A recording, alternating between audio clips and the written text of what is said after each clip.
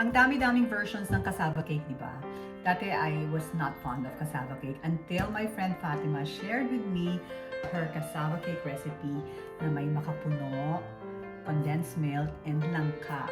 So, sino ba naman ang aayaw doon? Lahat na ng favorite sweet food ko nandun.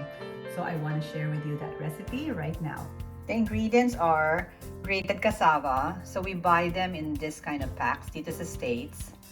And then, 1 can of langka, 1 can of coconut milk, 1 small bottle of makapuno, condensed milk, and then vanilla flavor, and a stick of butter.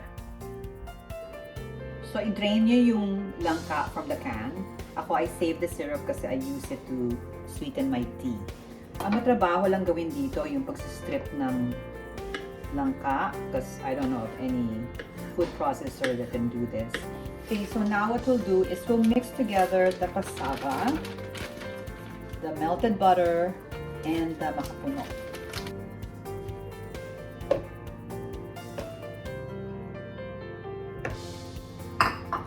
And then itong makapuno, well, my friend will, Fatima will always tell me, huwag masyadong marami or minsan kalahati lang ginagamit niya. I use the full bottle of makapuno. Maliit lang naman to eh, so I use it all. And then, you mix it. So, ayan, madali lang. Halo lang ng halo hanggang well-blended na yung mixture. And let's not forget to mix the coconut milk. Then you can add 1 teaspoon of vanilla extract para mabango siya.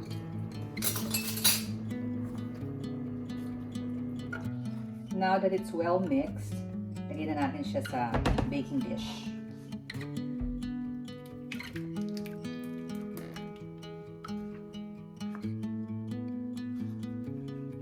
Then you flatten it out.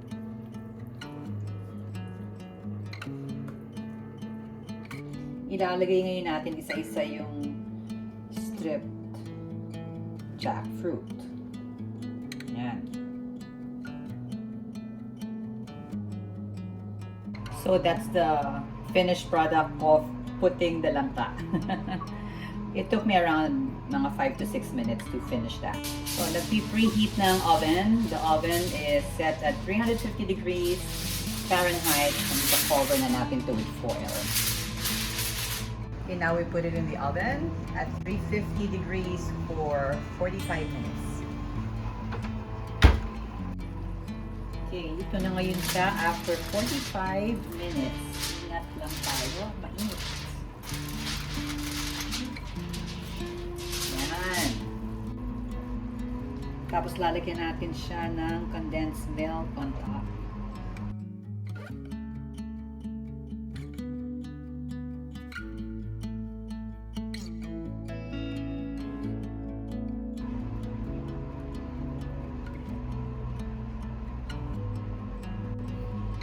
Then spread natin evenly yung condensed milk.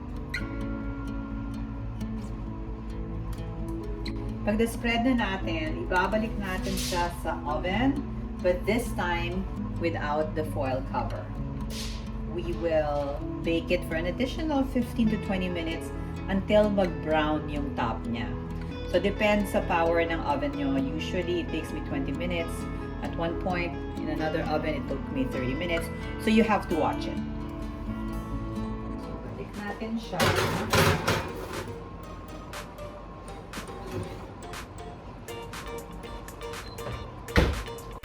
So again, this is as brown as I want it to be.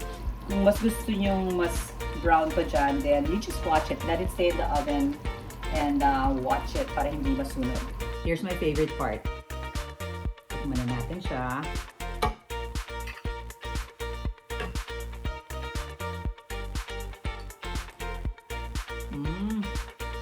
Sarap.